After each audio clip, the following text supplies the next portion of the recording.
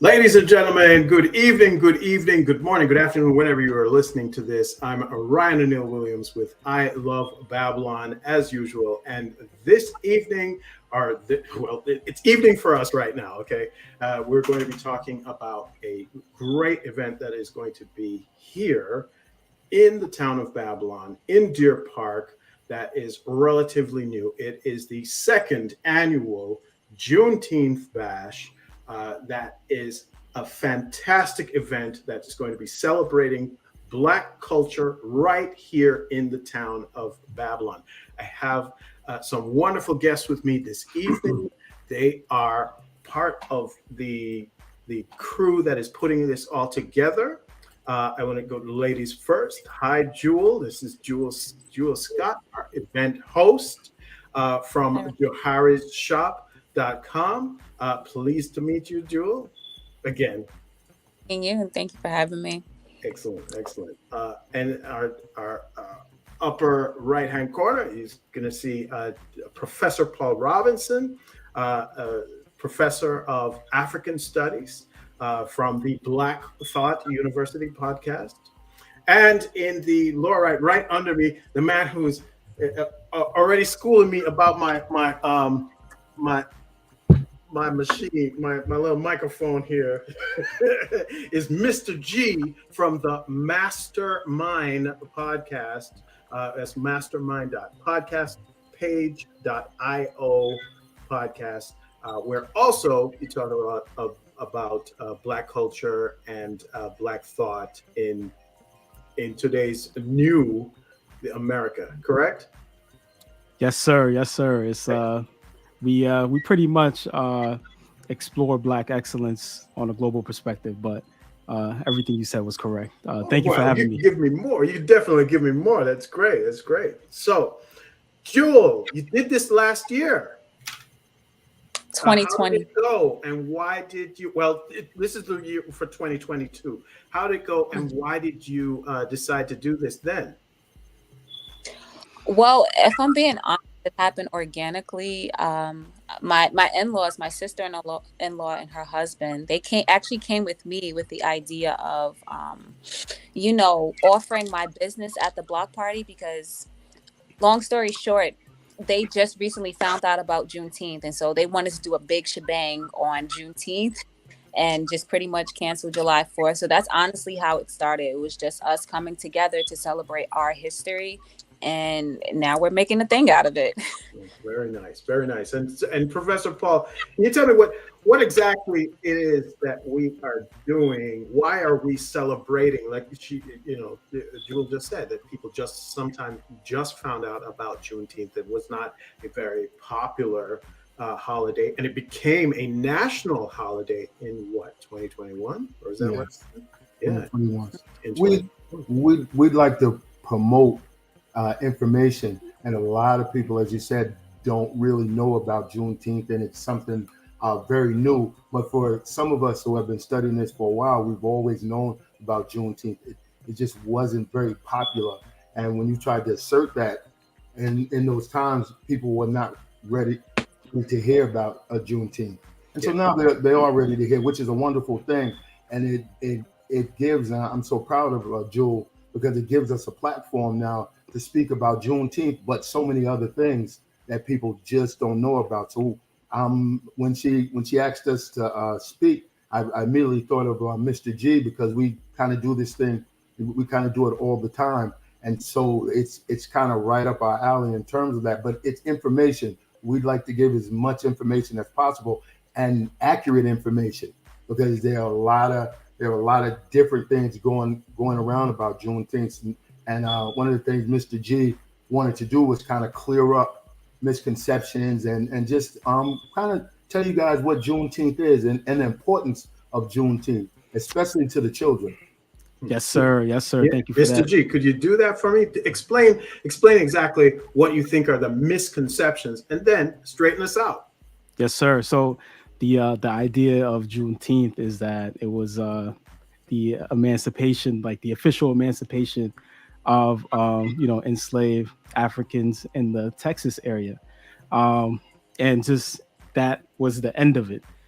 But if we just take it back, like if we look at our history textbooks, they tell us that 1863 was when Lincoln signed the Emancipation Proclamation, and that freed the slaves. Then later on, we found out about Juneteenth, and then Juneteenth was in Galveston, Texas, where you had Union soldiers that went to Galveston, Texas, and freed 250,000 slaves from there that didn't know that they were free, because the slave masters were holding on to everything, even 2.5 years after 1865.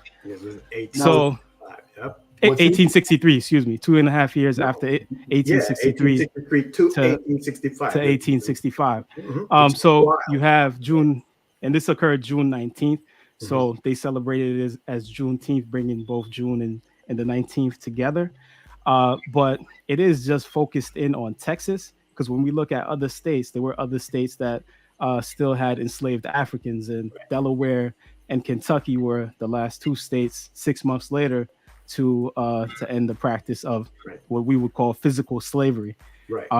So that occurred, and then there's been kind of a transgression into something else, which is what we try to tackle in the mastermind program. So after the physical slavery, then you had your Reconstruction, Black people trying to gather things back together, and Black folk. Let me interrupt. Yes, sir. Yes, sir. Just for a moment. It should be noted, and no one ever says this, that Lincoln did not want to free anyone. That was not what he was prepared to do. The Emancipation, it was called Proclamation 95, and he was writing that up. But the mindset was that he was trying to do anything and everything to economically cripple the South, because they were making quadruple money if you had someone that you bought once for $300, as opposed to having to pay someone $300 a month or a year. Which would you do? And so the South had a monopoly on that, and Lincoln understood that whole monopoly thing. So he did not want to free the slaves. It was a begrudging thing for him to do, but he did it. But there's a big fallacy out there that this was his job. He was such a wonderful person that he wanted to free the slaves, and it's a fallacy. I think I'm like I tell my audience a lot of time, I'm Jamaican, so I have a different perspective sometimes. But the same situation existed in the West Indies.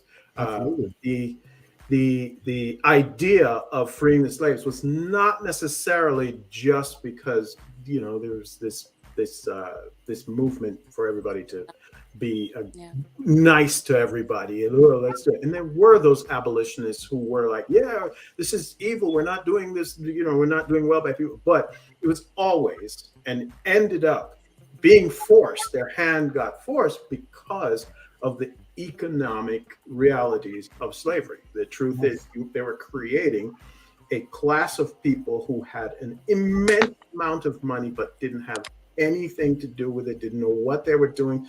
There was a whole situation in England where they referred to themselves as absentee landlords. They'd never even been to the West Indies, where they owned all these slaves. But the more money you had, the more power you had in Parliament, the more power you had. So you had your lords, and they basically had taken over and crippled the government to some extent, because they were like, well, you can't do this, you can't do that, because we feel like it. And they were like, no, you guys have way too much power over whatever is going on in the world, simply because you have so much money. So the idea was cripple that economic power so that things would change in the House and in government. And so it's very interesting that parallel exists. It's not a joke. It's just, it ended up, slavery is not sustainable. It turned out that eventually it's not sustainable, and it doesn't work well with what we refer to as democracy.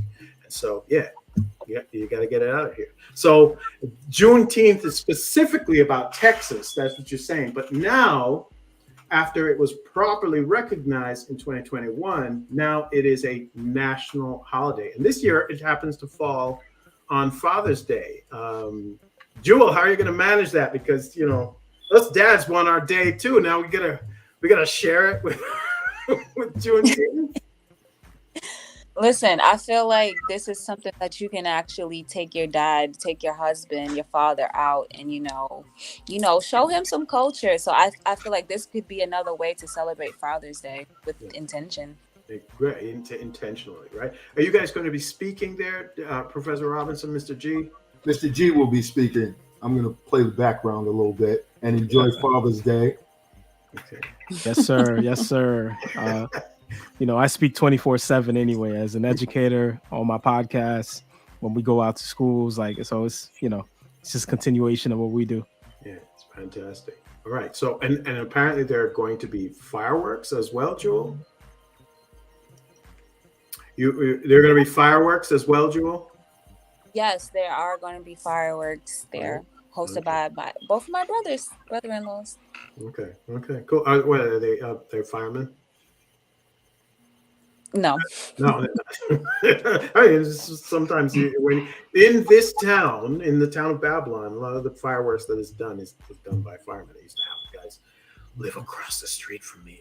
Oh my gosh, it was a fireman all day, and you can't call the cops on the fireman. It just doesn't work out. And I was just like, the next morning you'd wake up and it'd be completely covered.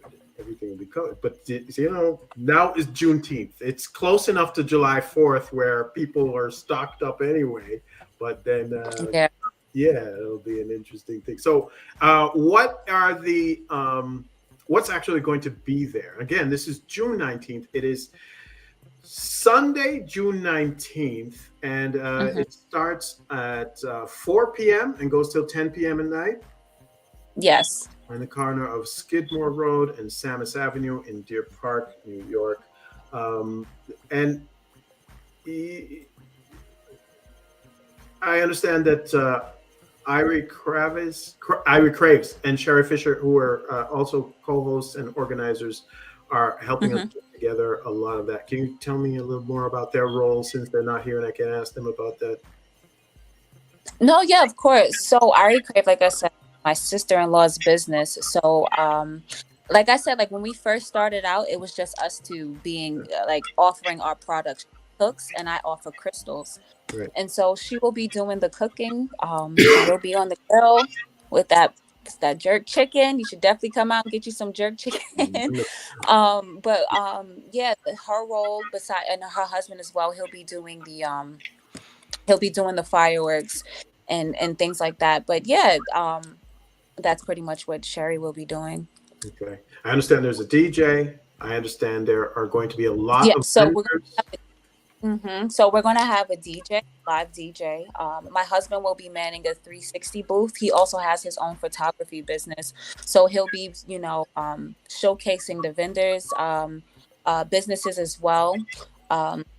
Like I said, the 360 booth, a bouncy house for the kids. I want to note that this is an event for the kids. So we'll be having a bouncy house, face painting, the cotton candy and popcorn stands and things like that.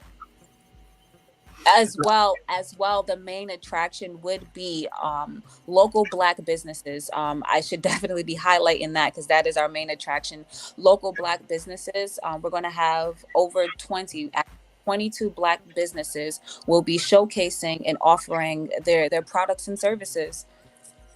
Okay, great. Mr. G, is the conversation we were having right before this was how you are promoting Black excellence. Are there specific businesses that you know about that are here, or any that you'd like to, any stories you have for any of them or about any of them? Specific businesses for... Yeah, do you know any of the businesses that are going to be there? You know some of the people who are actually there? Or are you going to be there basically emceeing the event? He'll be coming in as a guest speaker. Oh, okay. All right. Yeah. All right. So it's definitely an educational event as well as fun, as well as shopping, as well as something you could do. Black fathers can go out and enjoy themselves. Bring your dad, because it is Father's Day. But then on top of that, yes, it's really important that we understand exactly what is happening here as far as Juneteenth is concerned. Right. Yeah. Any specific thoughts you have for us, Professor, about anything that we should be reflecting on when we're actually talking about Juneteenth? Well, when Jewel first approached me about it and we talked about it a little bit, I said, well, let's see where this goes. But at this point, I see the sky's the limit with this. It has so much potential for us to actually. I'm just in my mind as she's talking and explaining. I'm thinking about next year, and I'm thinking about kids groups or come in and do step shows. I'm thinking about information sessions for this, and all mired around Juneteenth. And it's very important that we just build on the foundation that they're laying right now. But there's so many different things, and there's so many different. I'm thinking about maybe 4 or 5 youth groups that could come in, and those youth groups will get the information about Juneteenth, which will reinforce it more and just make it a really great information piece for everyone. Excellent. Can I expound on that? Yes, I was going to go right to you. Go ahead. Yes, sir. One of the things that we like to do on our program, obviously, is promote Black thought and make people think. So with the whole concept of Juneteenth, we're talking about, emancipation or what people might call freedom, right? So one of the things that, we I think should be thinking about is what freedom actually is, what that means, and if we've ever had that, and whatever our answers is to that, if we've ever had freedom, where we're at right now as Black people, what do we have to do in order to really have that concept become a reality? So that is with an existential question. You're talking about freedom and whether or not I actually have any form of control over what it is that I do. Forget Black people. You go entire, like, what are we doing on this planet in general? Can we even, my dude? But it is through a Black context. Yes, that exists as well. But I'm just saying, I've had this conversation between men and women. So we're gonna expound on that on. So you're gonna actually talk about that? We're gonna expound on that on June 19th. But it's something that I would like everybody to actually think about. When we're sitting at home and watching our TV screens and we're seeing our young children being choked at the hands of police. Is that what we would identify as them having freedom? When we look at the prison system, when we look at the education system, when we look at the political system, and all these different systems and our role in it, and our role, historically to where we're at today, can we identify us as being a people that are free, right? And people can think for themselves about what the answer is, but if we're not, then where should we be moving and where should we be going? Should we be continuing the work of our ancestors that fought, that revolted, and fought against slavery, and uprised and did all type of things in order to go against that system? And because of their survival and their fight is why we are able to have our conversation today. So are we in a place where we should just be comfortable with where we're at right now and just in a celebration mode? Or should we be in a thought mode and promoting what the next step is? So that's the only thing. Jewel, I see a roundtable discussion in your future. Roundtable discussion. I was just saying, I thought that's what was going to happen. I thought maybe he was going to get up and actually do a whole speech about exactly what happened. Well, so that was the intention originally, but because we're keeping it with a block party theme, we thought it would just be better if we have someone come up and speak versus setting up a whole panel on the block. Well, next year we can do a Friday, Saturday, and a Sunday. That's the goal. That's the goal. Absolutely. Absolutely. As speaking of next year, well, let me get this out first. Mr. G, there's no question. There's no reason why you could, between now and when it actually have the event, there's no reason why you couldn't get a table out there, get your URL right in the front of the thing, and run the live version of the podcast with your excellent mic. Great idea. I'm not going to let that go. With your excellent mic, and then kind of like, have that conversation. If they want to, they can listen to it, stop and listen to it, or put it on their headphones. Where kids are constantly walking with their headphones.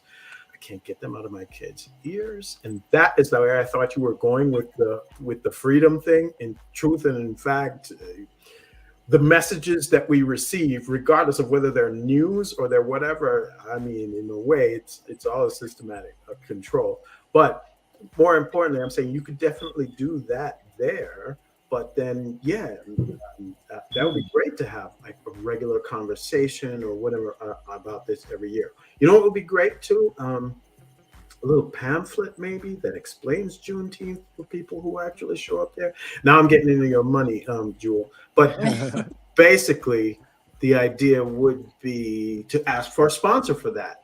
So, ladies and gentlemen, if you are watching this before the actual event happens, June 19th, 2022, and you are in the business of promoting Black culture, assisting Black businesses, promoting Black business and Black excellence, as Mr. G would put it, reach out to Jewel, because maybe there is a sponsorship opportunity that you could present here. Maybe get yourself on a pamphlet they would be putting out that brings some awareness to the Juneteenth cause, but more importantly, that you would show that you're supporting local Black businesses right here in the town of Babylon, in Deer Park. So again, does anybody have any specific things they want to say before I close up? Because I think we got it all.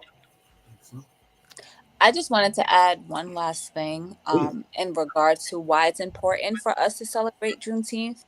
For me personally, like I said, I started celebrating Juneteenth back in 2018. That's when I actually learned about Juneteenth, and that's only about 4 years ago. And so I think it's important for Black people specifically to start celebrating things and traditions that honor us, because too many times we get caught up in celebrating things that's not for us. For example, St. Patrick's Day. A lot of us don't know the history behind St. Patrick's Day, but we celebrate it not knowing or not realizing that we're actually celebrating the extinction of our fellow African brothers and sisters. So that's one thing. And also, celebrating July 4th. So I think it's really important for us as Black people to start celebrating our culture and promoting our culture, because too many times, and we also have to acknowledge that we pretty much push the culture. So if we start to embrace our own culture, that kind of sort of gives us a stepping ground into being up there with the July 4ths and making it like you said, it just became a national holiday only last year. If we continue to push this on, this will be something that will be known worldwide. Yeah. Listen, the reason why it's only recently even known about or recently even spoken about, and it's so weird that when you talk to people and when I see interviews of people from Texas, they're like, yeah, we knew about this all the time, but specifically because it happened to them in that way. And they're like, wow, we're really happy that, it happened. And so we have this conversation. But the truth is, this was an emancipation that really was a structured emancipation that continued to have some form of slavery, even Jim Crow, and then after the Civil Rights Movement, you still kind of had a form of slavery. You can't do what you want to do. There wasn't true freedom, which is what I guess Mr. G was talking about. So that's a great thing for us to consistently think about and talk about. And the only reason why nobody knew about this is because people didn't want to know, or people didn't want to have the discussion, or people didn't want to be reminded of the fact that there was a time when people owned other people and mistreated them in that this way. All right, so guys, I want to thank everybody so very much. Can I just add one more thing? Yo, please go ahead. Yes, sir. Just for any viewers and listeners that are interested in supporting our movement, which is to educate, motivate, and inspire Black people globally. and to teach self-mastery and promote Black excellence. You could tune in to our program through mastermind.podcastpage.io. So it's mastermind spelled mastermind.podcastpage.io. All right, so you can support us in that way and hopefully be a part of what we're trying to do.